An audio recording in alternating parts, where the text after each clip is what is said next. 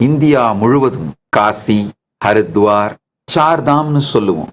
ராமேஸ்வரம், புரி, துவாரகா, பத்ரிகாஷ்ரம், இந்த 4 தாமங்களிலும் 4 தாமங்களுக்கும் யாத்திரை சென்று பல இடங்களில் கால்நடையாக பாத யாத்திரையாக சென்று ஆங்காங்கு தங்கியிருந்து பல மடங்களில் இருந்து என்னுடைய ஆச்சாரிகள் எனக்கு அளித்தவைகளையெல்லாம், அதாவது பாண்டுரங்கனார் 150 நூல்களுக்கு மேல் எழுதி ஒரு பெரிய அறிஞர், அவர் அளித்த சைவ அனுபவம்.